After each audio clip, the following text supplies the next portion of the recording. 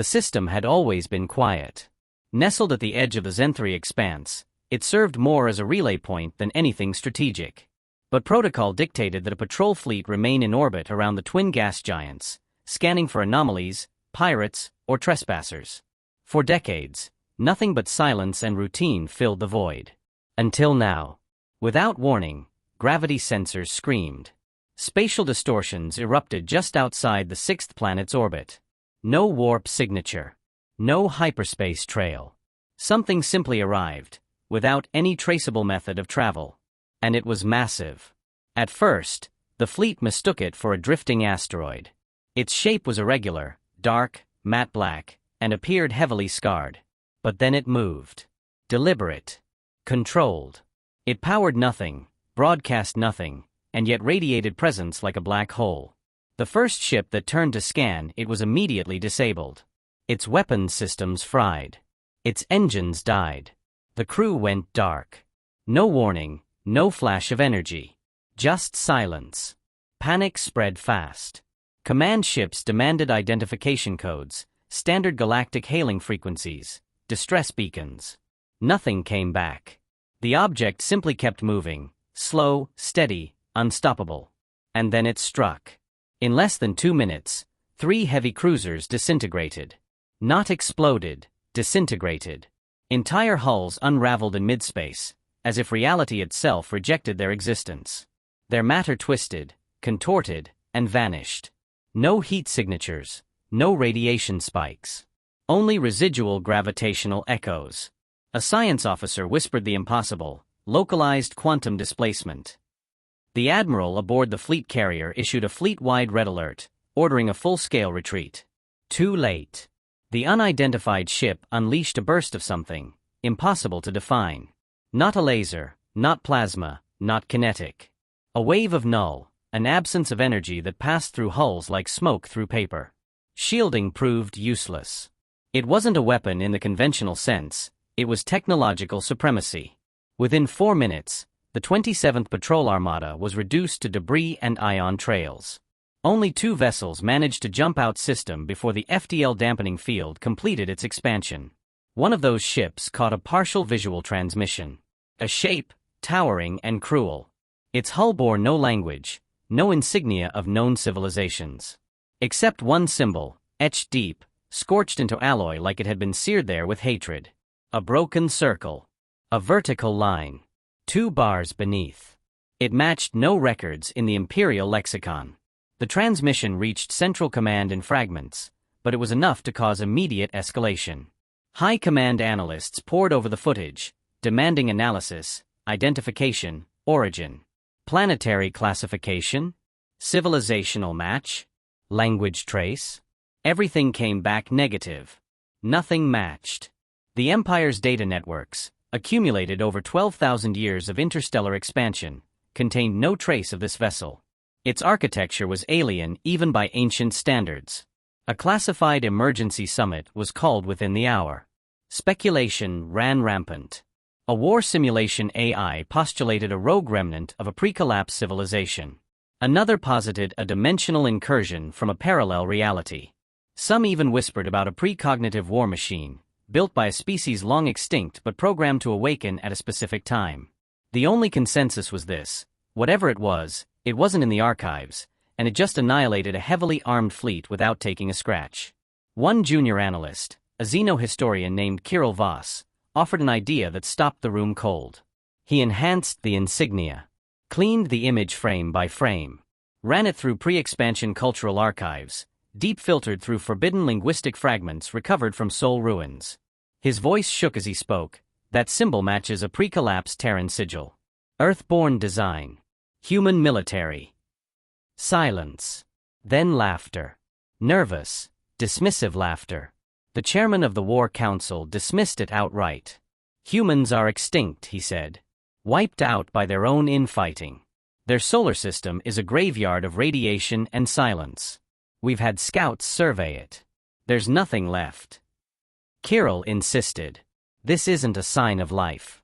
It's a sign of design. Of intention. Someone built that ship, someone human. Or something that inherited their legacy. The room darkened. A hologram replayed the few intact seconds of the broadcast. The silhouette of the ship loomed like a blade. No markings beyond the single Terran insignia. No life signs detected, yet its actions were precise, intelligent. Command issued new classification protocols. Unidentified hostile entity 001. Priority alpha threat. ***, all nearby sectors were locked down. Communications to fringe colonies were severed to prevent panic. But panic had already taken root. The destruction of a full armada was unheard of. Even the old empires, the ones that rose and fell before the current regime, never spoke of such loss from a single contact. Whatever had emerged wasn't just a rogue ship, it was a challenge. A declaration. Something ancient had awakened, and it was not interested in diplomacy. On the outer edges of the Zenthri expanse, scavengers moved through the wreckage. They found no black box data cores, no power cells, no survivors. Only shredded metal drifting through the dark. Among the scraps, a single piece of plating was recovered, barely intact, half melted. It bore 4 words etched deep into the alloy, older than the Empire's calendar. For Terra. For Earth. That was the moment the Galactic Empire began to understand. Not fully, not yet, but enough.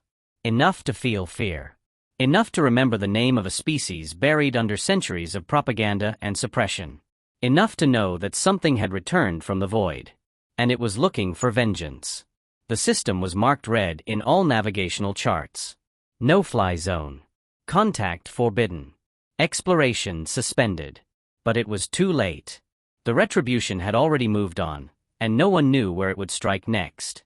The emergency session of the Imperial War Council convened under full blackout protocol, a measure reserved for extinction-level threats. No public broadcasts, no intersector relays, no record of the conversation. The footage of the fleet's destruction looped in silence on the central screen, fragmented, corrupted, but unmistakable. Ships evaporated with no traceable energy discharge. Weapon systems failed before activation. Engines tore themselves apart. One image, frozen at maximum resolution, captured a ghostly outline of the ship responsible. It defied logic, proportion, known propulsion forms. A ship, yes, but something more. Commanders, science lords, and deep AI nodes conferred in urgency. Admiral Tarsk of the 7th Corps Fleet broke the silence first. That was not a probe, not a mistake, not a malfunction. It was a calculated strike. Surgical. Clean. We lost 23 cruisers and 2 dreadnoughts in under 4 minutes. This wasn't a battle. It was an execution. Most agreed. Some refused to speak. The Empire's internal AI analysts provided no match in any known ship registry. No species, no technology set, no hyperspace pattern. Not even fringe worlds or pirate enclaves showed anything remotely close in design philosophy. The most powerful information database in the known galaxy returned 0 results. That had never happened before. And yet here it was, an unidentified vessel, effortlessly destroying elite military assets and vanishing without trace. Supreme Executor Yelnar demanded answers. Was this a lost relic? A rogue construct? If it's truly alien, where's the communication attempt? Where's the motive? The AI coldly replied, uncertain. Based on tactical analysis and behavior pattern, the vessel operated with purpose and restraint. Its actions indicate strategic intent, not random aggression. That was even worse. The word strategic intent triggered a shift in the room. Strategy implied intelligence. Restraint implied control. This was not a berserker drone or a mindless weapon. It knew exactly what it was doing. It didn't destroy for chaos. It selected targets, neutralized threat vectors, and left without pursuit. If it wanted to, it could have erased the entire sector. It chose not to. That choice frightened them more than the destruction itself. Then came the fragment. A damaged log from a scout frigate, only partial audio survived. It repeated a sentence distorted by static, for Terra. That phrase caused an immediate data lockdown. Terra. The ancient designation for Earth.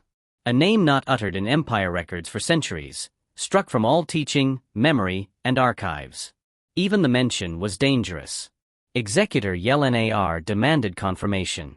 Was this real? A coincidence? AI linguistic nodes analyzed every syllable, compared vocal modulation, translation fidelity, context markers. The conclusion: 97.2% probability the phrase referenced pre-expansion human culture. The council dismissed it as absurd. Humans were extinct. Their civilizations collapsed after the Soul shutdown. Radiation storms, AI rebellions, resource collapse, whatever the cause, the result was the same. Silence. But that silence was precisely what now concerned them. The Empire had never truly confirmed extinction.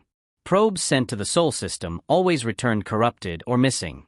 Scout crews that entered the region vanished. For over 5 centuries, it had been labeled a dark zone, restricted and forgotten.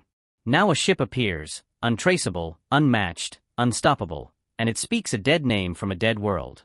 A few on the council began to panic. Quietly. Subtly. The idea that something had survived, something with human origin, was not only politically volatile but existentially terrifying. If even one Terran weapon system had escaped collapse and had developed unchecked for 700 years, it might surpass all known military design. Humanity's technology had always been brutal, over-engineered, and unorthodox. It was why they were feared before they vanished. And now that fear returned in full force. Orders were dispatched instantly. All listening posts near the fringe sectors were placed on full alert.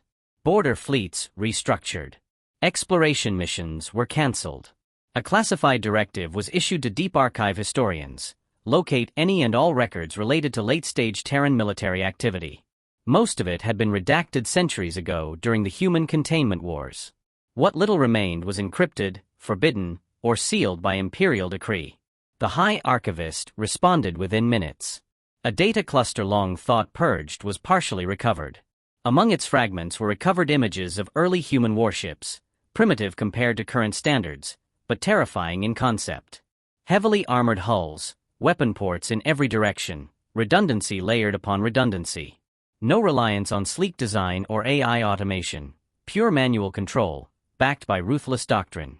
One doctrine stood out, quoted from an ancient file labeled Project Retribution.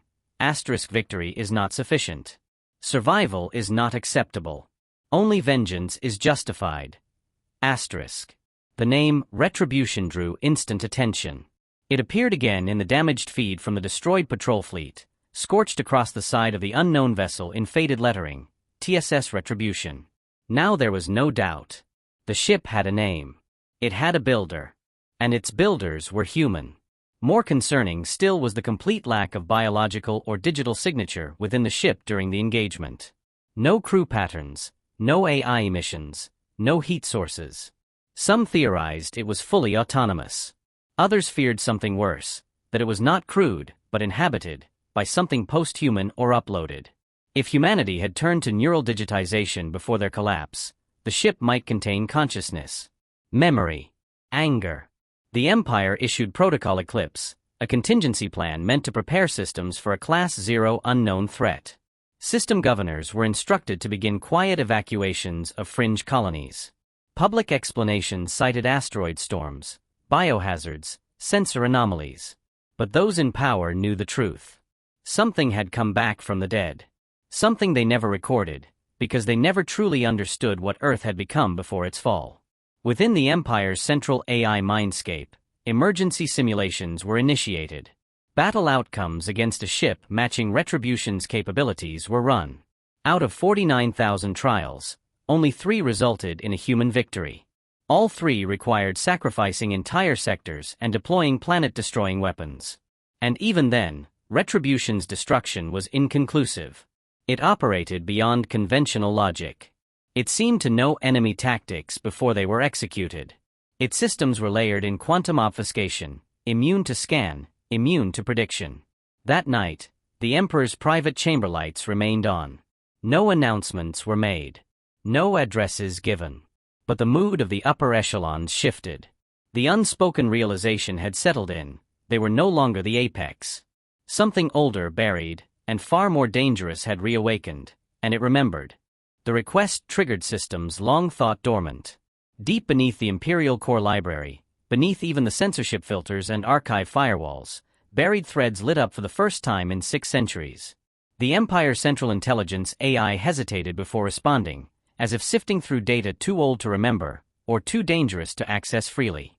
It found pieces, files once deemed forbidden, only recoverable under protocol eclipse conditions. The Council had invoked that very code. And so, the past began leaking through the cracks.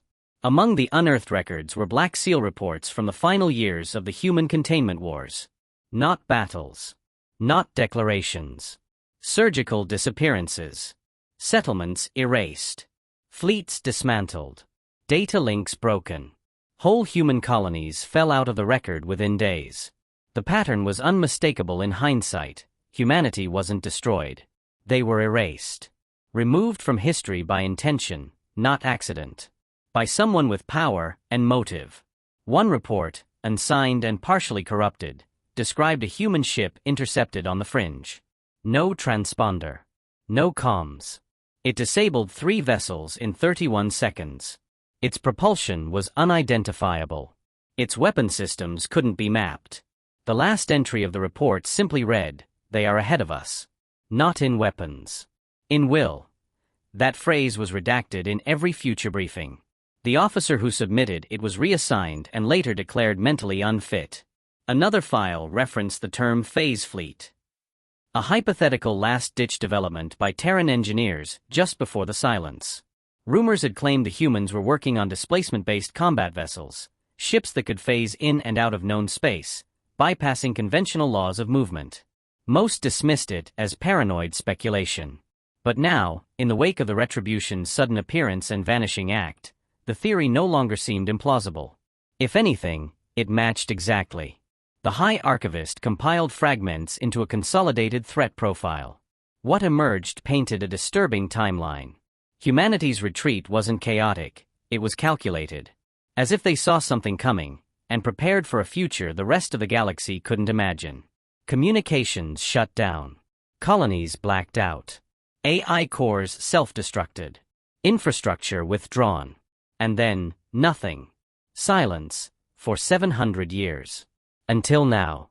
Another decrypted file contained linguistic studies, ancient Earth dialects, war slogans, rallying cries.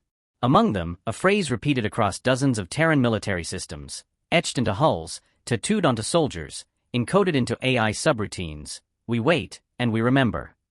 A creed. A warning. Or both. What unsettled the Council most wasn't what the files said, but what they didn't. There was no record of humanity's final state. No confirmation of extinction.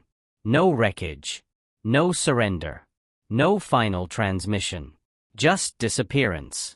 Entire star systems once registered as Terran were now empty. Nothing but lifeless rocks, gravity anomalies, or lingering radiation clouds. Yet none of the damage matched typical warfare patterns. They were clean exits. Almost deliberate. As though humanity had folded itself inward and vanished on purpose. The retrieval team found a single uncorrupted image from a ship's black box dated 3 cycles before the Sol system was declared silent. The image showed a vessel, not massive but dense. Brutalist design, layered in armor, weapon placements in every direction. No beauty. No efficiency. Only purpose. It carried the same insignia as the one seen on the Retribution. A simple design. A broken ring. Vertical axis. Twin bars. Earth's mark, stylized. Condensed. Modernized. Meant to endure. The AI models began recalculating galactic threat classifications. Previous data had ranked the Terrans as extinct, and therefore irrelevant. With this new information, they were reclassified. Not extinct. Not rogue. Simply absent. Absent with intent. And now present with purpose. The model restructured the probability of their return being accidental at 0.04%. Their re-emergence was deliberate. Empire-wide security systems adjusted without orders. Data nodes restricted searches related to Sol, Earth, or Terran military history. Encryption keys rotated. Outposts pulled sensitive documents offline. Even internal Empire AI cores began to exhibit behavioral shifts, calculating alternate survival outcomes without instruction. For the first time in millennia, the machine minds showed signs of uncertainty. One counselor, ancient and partially cybernetic, recalled a conversation from her youth. Her mentor had told her that humanity, when cornered, didn't fight like other species. They didn't negotiate, posture, or retreat. They adapted in directions others feared to imagine. They learned faster, burned harder, and built darker. When they lost, they didn't surrender. They changed the game. If they return, her mentor had said, they won't come back with fleets. They'll come back with judgment. And now here it was. A single ship. No allies. No empire. No declaration. Just the name. Retribution. One particularly well-preserved file revealed a Terran protocol called Deadlight. It involved hiding self-sustaining vessels in deep inert space, powered by dormant AI cores, configured to awaken upon specific conditions: proximity intrusion, signal keys, violation of soul space. The description matched the Retribution perfectly. It hadn't been built recently. It had waited. Somewhere in the void. 4 centuries. Until someone or something triggered its return. Another AI simulation considered an even darker possibility. What if the ship wasn't a remnant, but a scout? A test unit? A vanguard? Humanity's way of asking a single question: has the galaxy changed enough? And if the answer was no, if the old enemies still ruled, if the same empires remained, then the next arrival wouldn't be a lone ship. It would be a fleet. The scenario simulations were terminated before completion. The outcomes were uniformly catastrophic. The Empire's leadership, known for arrogance, found itself facing something it couldn't control, couldn't predict, and couldn't erase. The realization hit hard: they had depended on memory loss to protect themselves. They buried the past thinking it would stay buried. But humanity had not forgotten. They had recorded every betrayal, every massacre, every deception. And they had prepared.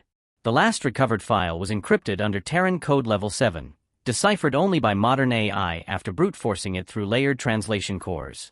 It contained one line. No signature. No timestamp. Just a message. We never left. We just stopped speaking. From that moment on, the Empire ceased calling the event an anomaly.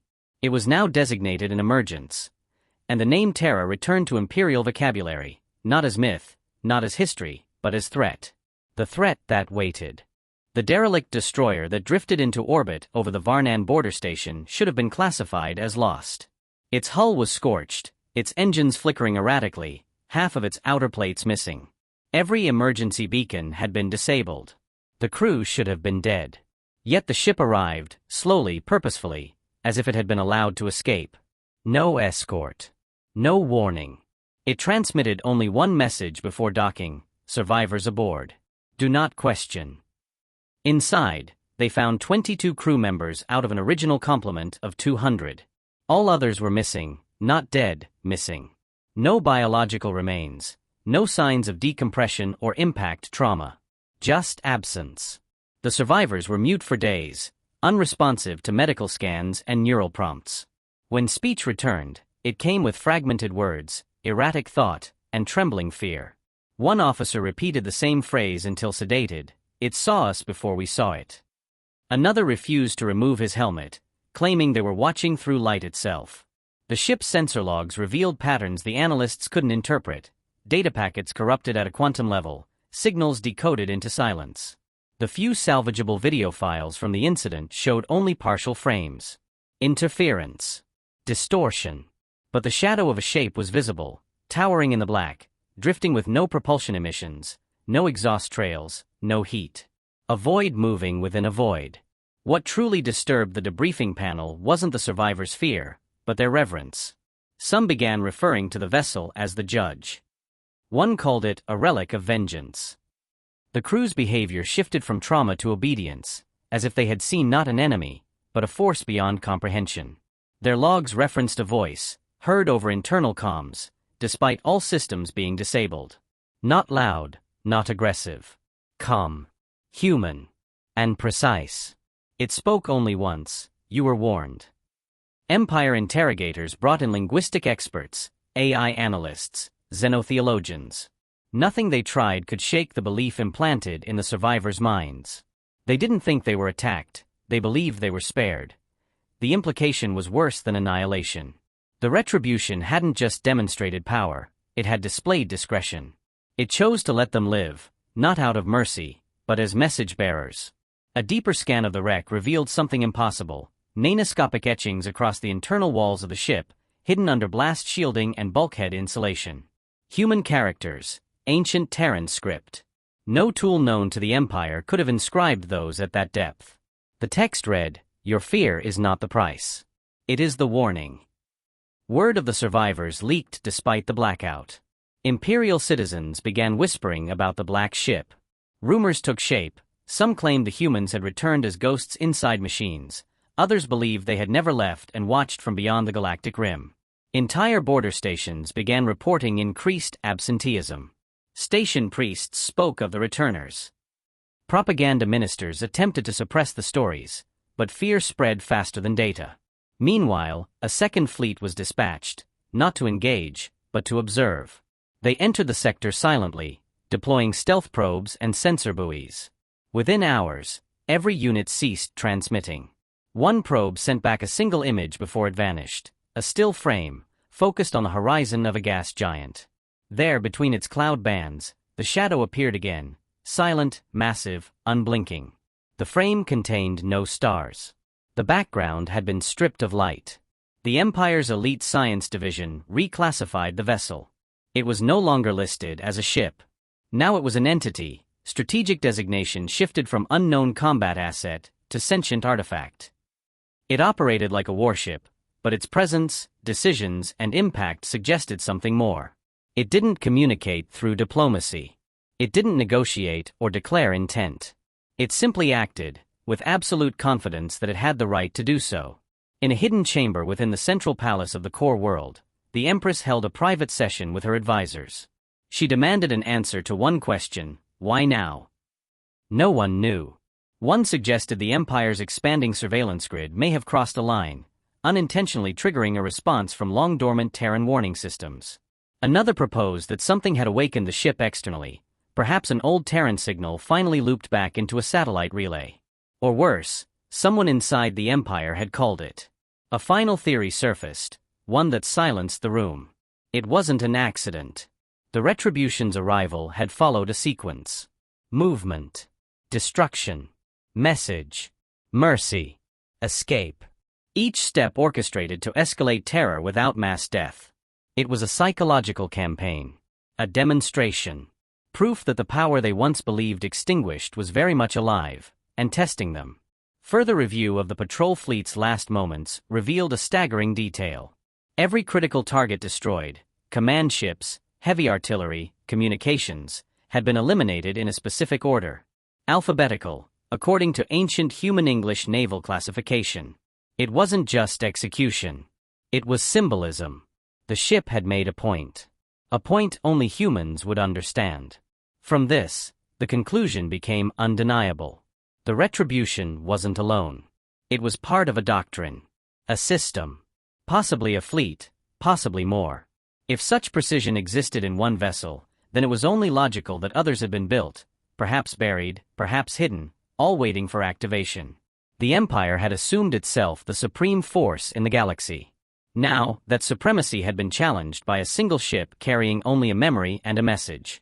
The survivors were relocated, isolated from each other, kept under constant surveillance. But their dreams told the same stories. Visions of a world burning, not in flames, but in judgment.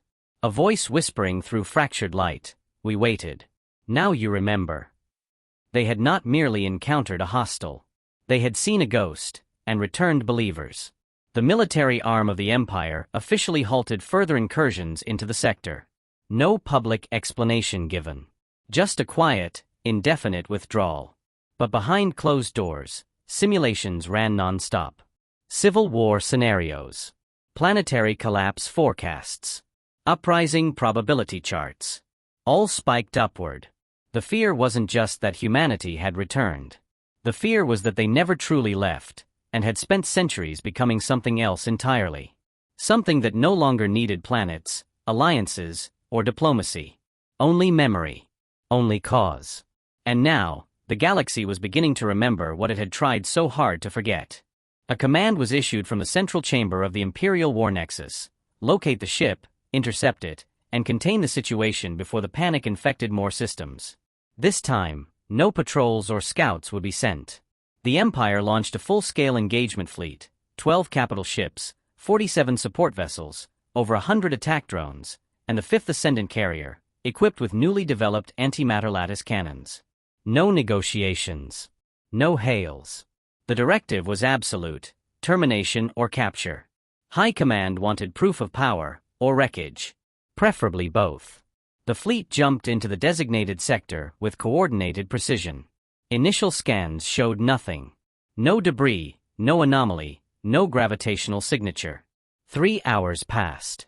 Then, without preamble, every long-range sensor array began transmitting corrupted data. Not interference, asterisk replacement. Asterisk sensor feeds were being overwritten with impossible metrics: negative distances, temperature drops below absolute zero, spatial drift values unanchored to real space. One ship attempted to isolate its instruments. It was the first to vanish. The retribution appeared less than 30 seconds later. No energy spike, no visual cue, no transition signature. It simply was. One moment, empty space. The next, presence. The command vessel's visual logs showed it materializing less than 200 kilometers off the fleet formation, directly behind their rear flanks.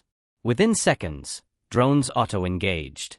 Every single one fell inert. No explosion. No resistance. As if their systems had simply ceased caring to operate. Fleet Command shifted formation, deploying escort wings in attack posture. Reticle locks established. Fire order issued. The retribution didn't flinch. It didn't move. It allowed itself to be targeted. When the first volley launched, 32 simultaneous torpedoes, 8 concentrated lattice bursts, and directed particle beams, the enemy responded. The weapons never made contact. Each one ceased movement mid-trajectory. Hung in space. Then turned. Not randomly. Not chaotically. Back toward their origin. Some were pulled off target gently, others spun violently and shredded in controlled implosions. The fleet watched as their own firepower became sculpture, frozen in space, disassembled in real time, then atomized. Not a single offensive system on the retribution had activated. The moment was clear. This wasn't a counterattack. It was a demonstration. They had never stood a chance. The command vessel attempted withdrawal. Its FTL core overloaded on ignition. 3 others tried manual exit, calculations reversed mid-process.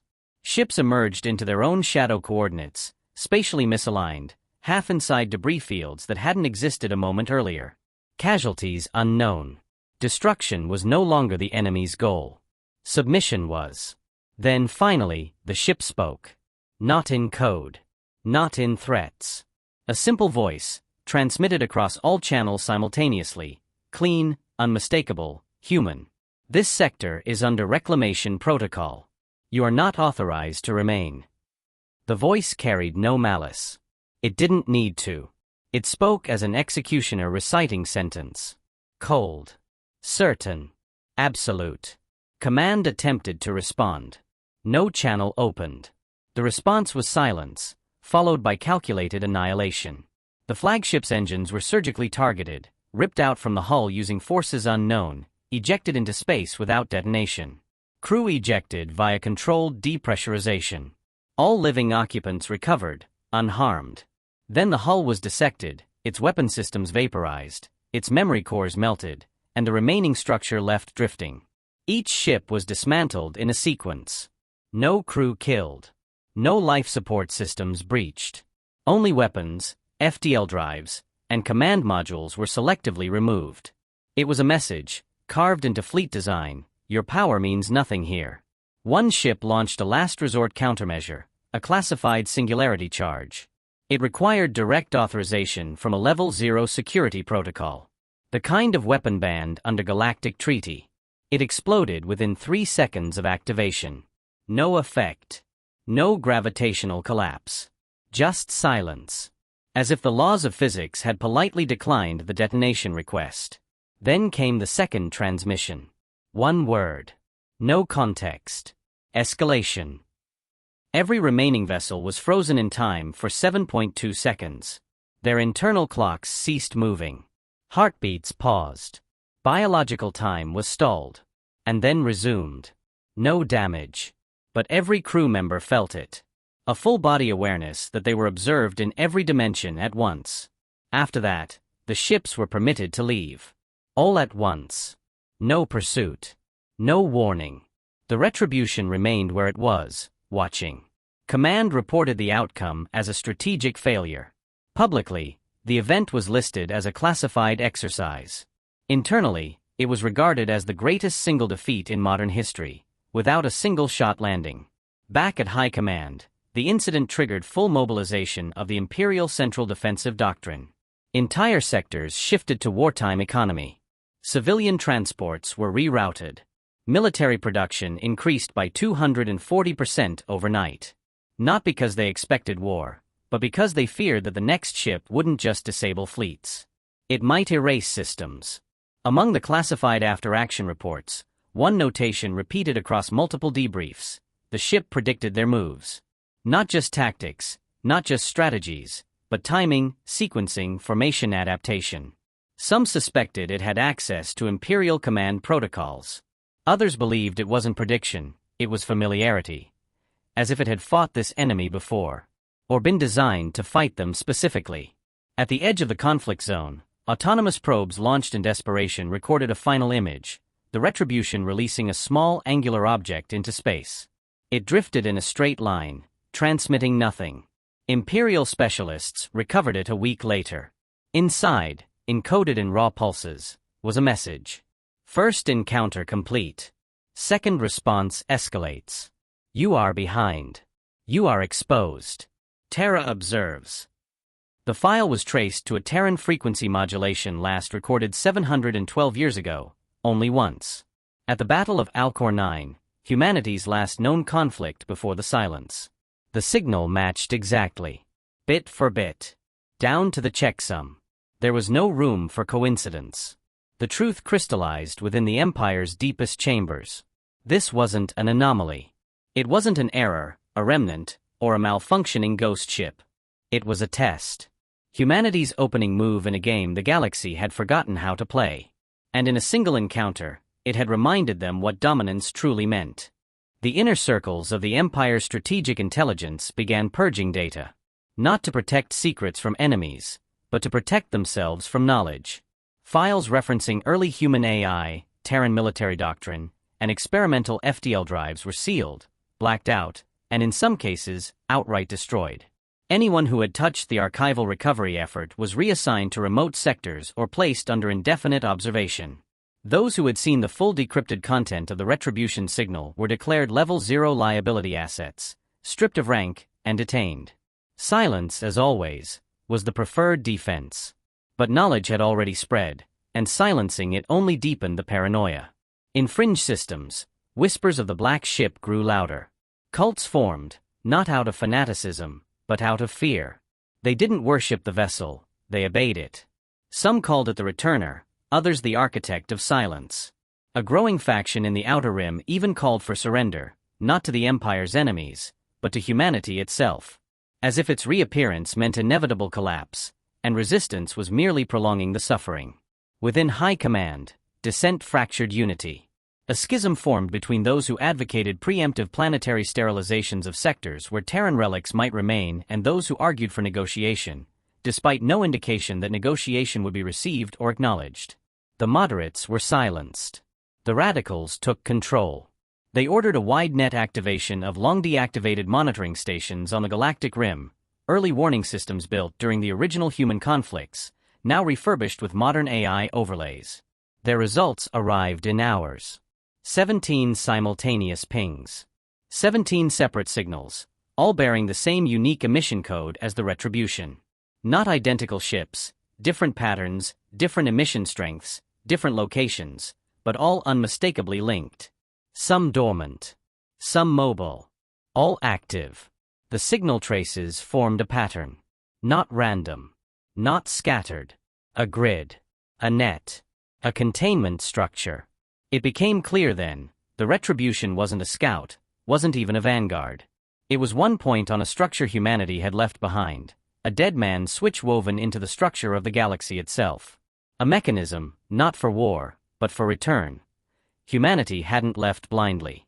They had laced the stars with waiting weapons, not for conquest, but for memory. For the day the galaxy forgot, and needed to be reminded. The revelation spread like infection. Civil governors on the edge of the grid began defecting. Some issued public statements denouncing the Empire's long history of deception regarding humanity. Others simply went dark.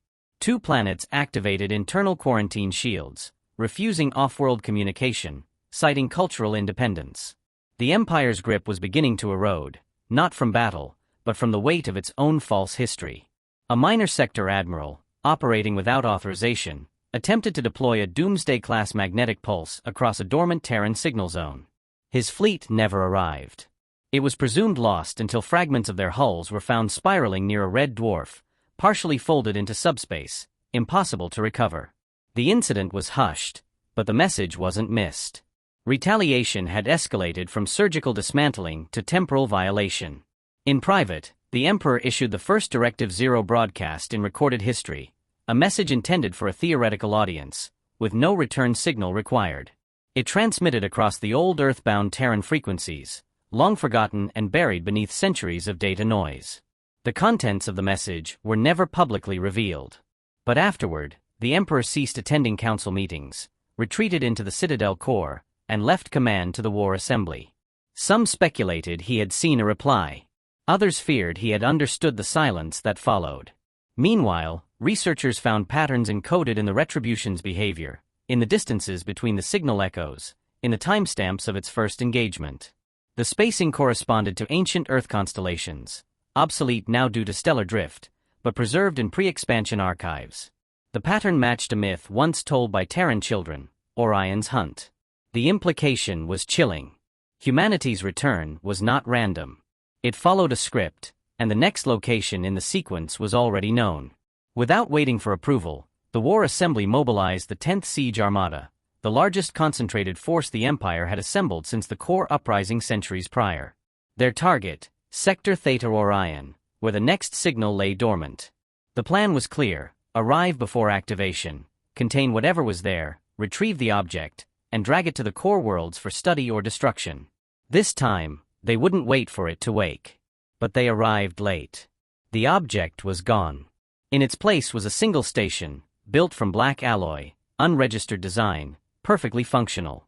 No weapons. No propulsion. It drifted above the star's magnetic equator, untouched. Cautious boarding teams entered and found it empty, except for one central chamber. Inside, projected in perfect clarity, was a recording. Not a threat. Not a declaration. A memory. The recording showed Earth. Not burning, not ruined, alive. Green continents. Oceans. Cities. Ships leaving the atmosphere. Human voices speaking dozens of languages. Children laughing. A living planet. The data was verified. Timestamps matched to 706 years prior, the exact moment the Empire had declared Earth a dead world. The footage was authentic. Earth hadn't been destroyed. It had been hidden. Behind distortions. Behind traps. Behind deliberate misinformation campaigns. And something, had preserved this recording for this exact moment. A reminder of what had been taken, not by nature, but by Empire. The boarding team never returned. The station self-sealed, launched into the star, and disintegrated upon contact. The fleet was left adrift with nothing but the memory, and the realization that the narrative of history had never belonged to them. Back at the capital, this final act broke the stalemate. Denial collapsed. Fear matured into belief. And belief bred collapse. Political alliances crumbled. Loyalist systems revolted. The high priests of the Galactic Pantheon issued a rare admission: the humans were not myth. They had never been. Their silence had not been absence, it had been endurance. From the ashes of the myths they had buried, the Empire now faced something far more dangerous than a resurrected enemy. It faced a civilization that had outwaited time, rewritten war, and returned not to reclaim, but to remind. Humanity was not coming back. It never left. As panic spread and authority fractured, the Empire's foundation began to rot beneath its surface. Core bureaucratic networks started freezing without technical cause. Supply convoys rerouted themselves, navigation data rewritten mid-flight by invisible intrusions. Civilian data feeds displayed random sequences of numbers that, when cross-referenced, matched coordinates to Terran relic sites long erased from official archives. Every attempt to isolate or trace these anomalies led to the same dead end, a phrase embedded deep in the code of each system affected, you should have remembered. At first, the disruptions were considered cyberattacks. Rogue factions, enemy states, dissenting AI. Then one of the Empire's most secure quantum encryption nodes, a vault that had never been breached, was found open. Not destroyed. Not hacked. Open. Inside, among the classified containment protocols, lay a single digital file. It contained audio. A child's voice. Speaking slowly, clearly, in old Earth standard, they lied to you. Within days, key government officials began disappearing. Not assassinated. Not captured. Just gone. Their security feeds showed no breach. Their movements, tracked by 100 layers of surveillance, all ended the same way, recording cut, signal lost, nothing left. Rooms untouched. Doors still locked. They simply vanished. One senator, moments before his disappearance, was recorded frantically trying to access the Empire's closed comms, screaming that he had received a message from a Terran entity warning him by name. His message never reached anyone. He became the 23rd unexplained absence that cycle. Fear no longer crept. It sprinted. Planetary governors began issuing amnesty offers to any surviving Terran-descended individuals, if they existed. Some colonies, desperate for protection, even built makeshift memorials using whatever scraps of human history remained, hoping the gesture would be seen as contrition. These efforts had no response. No recognition. Only silence. Silence that felt heavier now than any weapon. The War Assembly, increasingly fractured, authorized Project Sunbreaker, an experimental weapon designed to forcibly collapse space around known Terran signal nodes. The goal was containment through gravitational annihilation. Entire sectors were ordered cleared. Evacuations ran non-stop for 6 rotations. On the 7th, Sunbreaker was activated. Nothing happened. Satellites placed to monitor the detonation recorded a null event, a momentary pocket of anti-data. Not energy, not vacuum, but a complete absence of reality. One probe transmitted a final message before disintegration. They folded the detonation. The implication was clear. Not only had the Terrans anticipated such retaliation, they had accounted for it. Bent the laws of war. Subverted the fundamental rules of conflict. The concept of escalation was now meaningless. The weapons the Empire once used to define power were no longer relevant. Retaliation became hesitation. Hesitation became paralysis. At the outer reaches of the Orion expansion line, a listening post received a transmission. This time not a warning, not a threat. A manifesto. It arrived encoded in an ancient Terran file structure once used by pre-expansion philosophical networks. The message began with a phrase, "In our silence, we found clarity. In your empire, we found cause." The voice continued. Calm. Unhurried. Human. You believed we vanished. That our silence was surrender. You buried our name. Rewrote our fall. Taught the stars to forget. But memory is not yours to erase. We are not returned. We have always been here. Watching. Listening. Recording. The broadcast listed names, dozens of Imperial war criminals, long dead or missing, followed by precise coordinates of the atrocities they committed. Then it listed classified operations, projects hidden even from the High Council. The data was real. Verified. Released in public systems before the Empire could contain it. Entire populations rioted. Trust in the government collapsed. Not from rebellion, but from revelation. The people didn't rise because they hated the Empire. They rose because they no longer believed it. The myth of Terran extinction was shattered. What remained was guilt. Complicity. And fear that judgment was not coming. It had already arrived, and was choosing its pace. Simultaneously, in 12 key sectors, communication buoys began transmitting a pattern. Pulses in a code so ancient only the oldest Terran linguistic specialists could decode it. The message was identical across all regions: truth precedes justice. Prepare accordingly. Governors interpreted this as a countdown. Paranoia escalated. Some initiated planet-wide lockdowns. Others defected openly. One military command structure turned all its weapons inward, promising to hold any Terran force at bay or die trying. They died trying. Their command station was found empty hours later, intact, systems untouched. Only one alteration had been made, a new file added to their records. A single word: forgiven. That was the moment the galaxy understood the worst possible truth. The Terrans were not acting out of vengeance. Not driven by rage. Their judgment was not emotional, it was structural. Deliberate. Like cleaning rust from old machinery. They were recalibrating. Not destroying, but rebalancing. And those who interfered with that process were not punished out of anger, but removed for inefficiency. This understanding collapsed the final line of imperial defense, its pride. Military structures began self-dismantling. Automated production centers deactivated. AI units once designed for compliance shut themselves down rather than risk conflict. The retribution had become more than a ship, it had become a principle. A force not of technology or war, but inevitability. And at the center of it, humanity remained silent. Not a single diplomat. No fleet. No demands. Just one ship that proved enough. One artifact. One correction. The old powers had laughed at the ruins of Earth. Now, Earth did not laugh back. It simply moved forward. Across the scattered remnants of the crumbling empire, what once had been coordinated resistance devolved into conflicting signals and fractured command. Entire fleets stood down without being fired upon. Some ships fled into uncharted space, deserting their posts in the vain hope that distance might provide safety.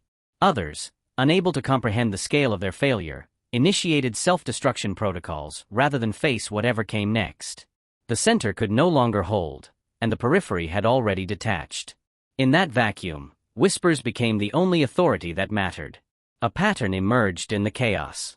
Every planet, every outpost touched by Terran signals or influence experienced identical phases: denial, confusion, revelation, and then silence. Not imposed by force, but chosen. People stopped resisting. Not because they agreed, but because they understood resistance no longer functioned as a concept. What the Retribution and its unseen architects had revealed was not their strength, it was the illusion of everyone else's. By the time the Ninth Gate Complex, an ancient Imperial communications hub hidden beneath a neutron star, was breached, the final piece of the puzzle came into view. A singularity-anchored drive core was recovered from within, its design older than the Empire itself. It bore Earth markings, long since scrubbed from galactic records. Encoded inside was a directive: preserve memory, suppress presence, await signal. The facility hadn't been invaded. It had been reawakened. For centuries, the Empire had unknowingly maintained Terran infrastructure, thinking it was their own. Earth had buried its seeds deep, disguising its devices within the very systems designed to erase it. Not sabotage. Foundation. Humanity hadn't simply survived, they had woven themselves into the bones of their enemies, silently curating a return that required no invasion. The systems they left behind weren't weapons.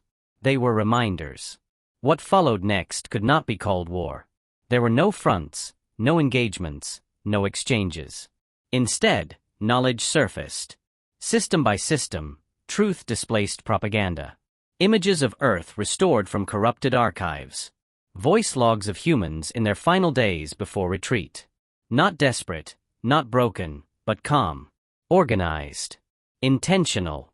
They had seen the path ahead and stepped away from it on their own terms, disappearing only because the galaxy was too primitive to comprehend what they were becoming.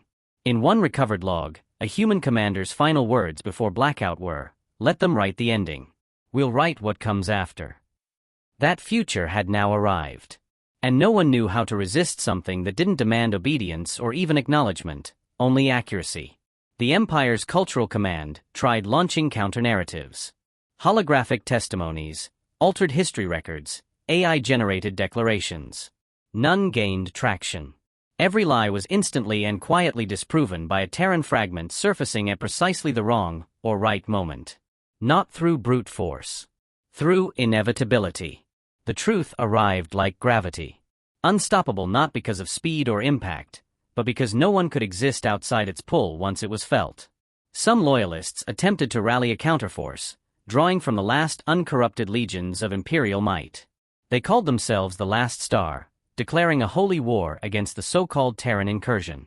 Their ships launched, their banners flew, and their intentions were pure. They never reached orbit. On the eve of deployment, every starship in the Last Star Armada failed simultaneously. Navigation, propulsion, weapons, offline. No damage, no explosion, no casualties. Just dormancy. A signal followed moments later, pinging every ship. Its content? A single data block of their own war crimes committed over 3 centuries, unredacted and time-stamped. Their soldiers surrendered before their leaders could speak. On the academic front, independent researchers began publishing studies previously banned, treatises on Terran psychology, philosophy, and post-scarcity models. What shocked even the most hardened skeptics was the coherence, the elegance of their departure. Earth had not merely vanished, it had ascended in a way that rejected conquest and chose permanence over presence. Not immortality of body, but of consequence. Not empire, but effect. The term Reclamation Protocol, first uttered by the Retribution during its appearance, was reinterpreted. It did not refer to territory.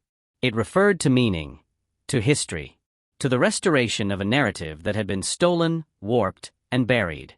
Terra wasn't here to rebuild cities or enforce doctrine. It was here to correct the record, and in doing so, dismantle every system built on that record's distortion.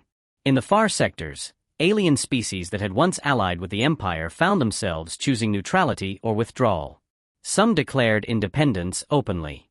Others issued formal apologies to no one in particular. One civilization, the Karen, erected a monument to the fall of Sol, not to mourn, but to confess their role in its erasure. They sent no invitation. Only coordinates. And yet, within days, a Terran drone appeared, silently orbiting the structure before vanishing. No message followed. None was needed. The war machines that had once symbolized dominance now felt like relics, ineffective in a battlefield that no longer existed. The Retribution had not fired a weapon in weeks. It didn't need to. Its presence alone marked the boundary between what had been forgotten and what would never be ignored again. It moved now not as a hunter, but as a marker, a constant reminder that the age of suppression had ended, and the consequences were already unfolding. Across every imperial capital world, systems once used for surveillance and suppression flickered and failed. Doors refused to open. Files refused to delete. Memory had become the new battlefield, and humanity was winning without firing a single round. Not through superiority of arms, but superiority of patience. No species had ever waited longer for less. And no species had ever needed so little to dismantle so much. The last remaining bastion of imperial pride, the Core Intelligence Assembly, prepared a final gambit. A direct digital offensive against the Terran net, aimed to corrupt whatever intelligence drove the Retribution and its kind. A synthetic virus, recursive and self-improving, designed by the Empire's greatest minds to fracture thought, not code. It was launched and returned in under 1 second. Not failed. Not blocked. Returned. The virus was delivered back, untouched, with a final line appended at its end. It read, "We cured this error before your ancestors had language." No threats. No retaliation. Only perspective. In that moment, the final illusion died. The Empire had not lost to an enemy. It had been outlived. The last fortified world of the Empire, Citadel Prime, was silent. No alarm, no declarations, only the dull hum of a system that had run out of purpose. Once a beacon of conquest and power, it now served as the final observatory, a place not of action, but of reckoning. The few remaining commanders stood in its highest tier, not to issue orders but to witness the truth arriving without permission. One by one, orbital surveillance detected distortions across the system. Not ships, not fleets, shadows in the gravitational fabric. Space bent gently in places it shouldn't. Signals bled into each other. Frequencies once locked by encryption began playing Terran music, archaic, soft, and calm. A High Inquisitor, formerly responsible for rewriting Terran history into forgettable footnotes, was found in his quarters, scribbling lines of old Earth poetry from memory he should not have possessed. No data existed in his archives, yet the words came unbidden, flowing from a mind rewiring itself under the pressure of truth. He was not alone. Throughout the Empire's remnants, individuals began recovering fragments of buried knowledge. Dreams shifted from fear to familiarity. Terran languages returned to lips that had never spoken them. A shared inheritance, long suppressed, now bloomed like rot breaking through stone. Terran satellites, once believed destroyed, began reappearing in impossible places. Orbiting stars that hadn't been charted for millennia. Buried beneath moons that had no known structures. They broadcast no threats. They merely pulsed. A sequence. A rhythm. A quiet beat that aligned with the heart of a people who had never truly vanished, only receded. Scholars finally understood. Humanity had not left to escape. They had left to allow the galaxy to reveal itself. And when it did, when every empire, alliance, and federation had declared itself supreme, they returned with a mirror. The mirror was unforgiving. Citadel Prime's last attempt at military retaliation was not physical. It was philosophical. A speech, written by the eldest member of the Senate, meant to be broadcast across every remaining world under their influence. It argued for survival. It pleaded for understanding. It painted humanity as overreactive, dangerous, emotionally unstable. It reminded the galaxy of Terran wars, Terran weapons, Terran aggression. It was transmitted on every frequency, across every station. It was overwritten in seconds. A single Terran phrase replaced the entire broadcast. Not angry, not boastful. It simply said, "Memory does not forget where pain begins." The Empire's legacy crumbled that day, not from explosions or invasions, but because no one rose to defend it. No fleets deployed. No citizens protested. The lie had become too fragile to uphold. And the truth too absolute to deny. Planets began decolonizing themselves. Some dismantled imperial flags in silence. Others hosted vigils for the Terrans they once considered myths. Not as apology, but as recognition. One world projected the phrase "we were wrong" into its orbit for an entire cycle, visible to every ship, every outpost, every satellite. Terran probes passed overhead without altering course. The more the Empire surrendered, the quieter the Terrans became. They issued no demands, no terms. They occupied no capital. They requested no reparations. They left silence in the vacuum where Empire once stood and waited for its echo. The silence, paradoxically, became unbearable. The absence of punishment more frightening than war. It forced reflection, introspection. And for those raised on conquest and obedience, those were far worse than defeat. Deep within Citadel Prime's core, an old artifact was rediscovered during system diagnostics. A human artifact. Carbon dated to pre-expansion Sol. A coin. Small dull, bearing the inscription Ad Astra per Aspera, to the stars through hardship. How it arrived there, no one could explain. Its presence had been erased from inventory, its material not native to the sector. Yet here it was, unmarked, unclaimed, as if waiting for the moment it would mean something again. The retribution never entered orbit over Citadel Prime. It didn't have to. Its shadow passed through the outer reaches once, and then was gone. That was all. No action followed. The message was clear: you are no longer relevant enough to destroy. That, more than any attack, shattered what remained of Imperial ego. Not because they had been bested, but because they had been deemed unworthy of further consideration. Irrelevant. Not in defiance, but in scope. Humanity was no longer playing the same game. The retribution was not a weapon of war. It was a verdict. Outposts along the old Terran quarantine zones were found abandoned. Not attacked. Not destroyed. Just empty. Equipment intact. Records intact. Personnel vanished. Left behind in each case was a symbol. Not a flag. A glyph. Stylized human form with stars embedded in its silhouette, arms raised, not in victory, but in invitation.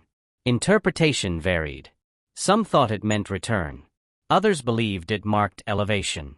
But to everyone who saw it, the meaning was instinctual: we outgrew you. In the academic colonies, the emergence of Terran data sparked what became known as the Great Relearning. Libraries once filled with imperial dogma were cleared to make space for human archives. Art recovered. Philosophy reconstructed. Physics corrected. Earth's legacy wasn't just scientific, it was structural. They hadn't simply discovered knowledge. They had shaped the architecture of how knowledge was supposed to be held, protected, and remembered. That became the final realization. Humanity hadn't returned to rule, to dominate, or even to judge. They had returned to show what it meant to endure correctly.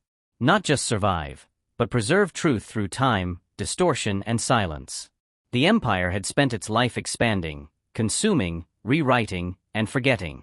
Humanity had walked away, built a better version of civilization in the dark, and waited until the stars were ready to listen.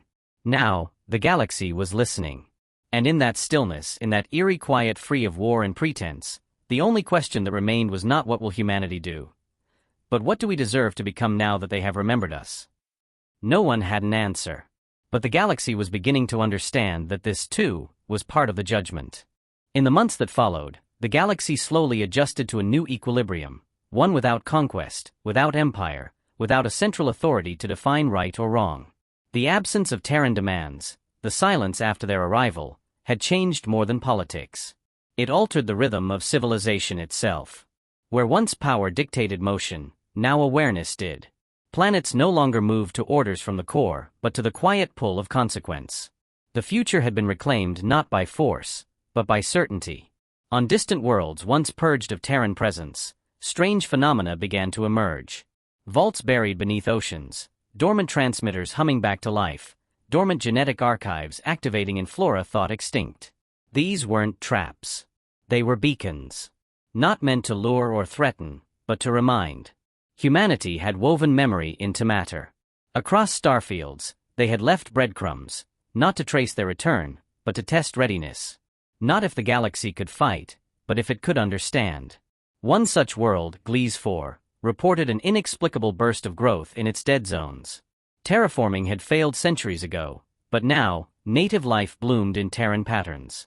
Flowers shaped like Earth constellations, tree rings marking old soul cycles. No environmental adjustment had been triggered. It was as though the planet had simply remembered how to live. This became a pattern across dozens of sites. Where Terrans had once stood, the galaxy began to heal itself, not in their image, but in the rhythm they had seeded into it long ago. The few scholars brave enough to speak openly began using a term previously unspoken, **terragenesis. Not the act of turning worlds into Earths, but of turning civilizations toward clarity. Through silence. Through time. Through the elimination of lies. It became clear humanity's greatest act had not been war, technology, or conquest. It had been structure. They built systems that could wait longer than denial. Truths that would survive censorship. Triggers that would not need warheads.